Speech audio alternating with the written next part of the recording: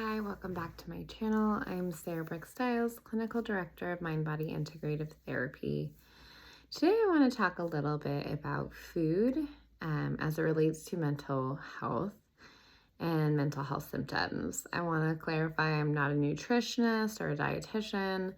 I am not giving anyone recommendations. I just want to bring up a point that I had never thought of before I did this 18-hour course on food as medicine. So I did get, I have been through 18 hours of training.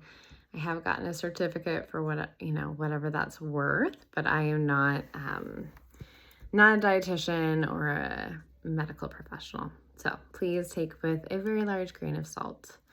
So I'd like to talk about today is glucose dysregulation.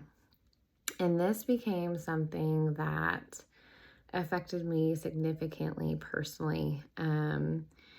I had gotten to a place where I just was feeling not very good a lot of the time, having a lot of anxious symptoms regularly throughout the day.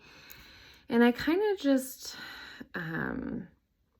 landed on the idea that I was just struggling a lot with anxiety. I've had anxiety kind of for as long as I can remember. And so I just this is just a very intensified, prolonged period of time.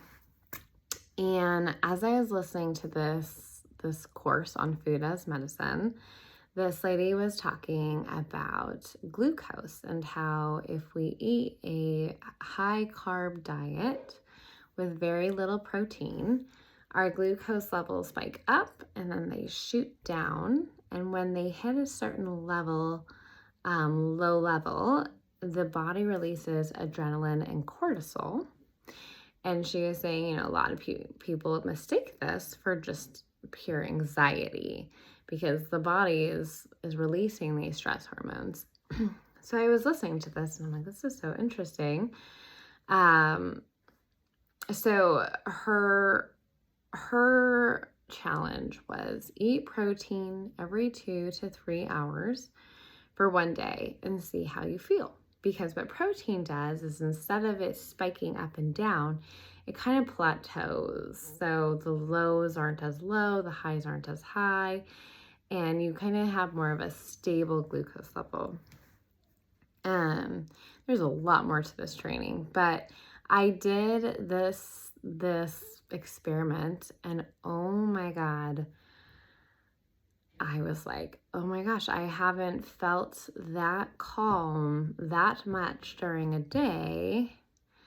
And I don't even remember how long. And what I realized, so I have celiac disease. So I'm kind of limited in what I can eat. I can't do any gluten. I also have other food allergies. And I'm not a big sweet person, right? So I wasn't eating a bunch of baked goods. I wasn't eating like candy. I don't drink soda, right? So from an outside perspective, I look like a pretty healthy eater. But when I started realizing the amount of sugar and carbs I was having, even when it came down to just like fruits and vegetables and just day-to-day foods, my sugar and carbs were so much higher than my protein intake. And so my glucose levels were spiking up and shooting down. Adrenaline and cortisol were being released, spiking up again, shooting down. And I would have these experiences where I'd almost get like shaky. And I was like, man, am I like hyperglycemic or hypoglycemic? And I get my blood drawn. And it didn't show that. But the last time I got my blood drawn, it did show that I had high glucose levels. So it's been about a month and a half that I have learned this, and I've never looked back. I eat protein. I'm not as good as I originally was, but I eat protein at least once every 3 to 4 hours, I would say. And when I haven't had protein for a while, I notice it. I notice that adrenaline and cortisol, and my thoughts start speeding up and I start feeling anxious.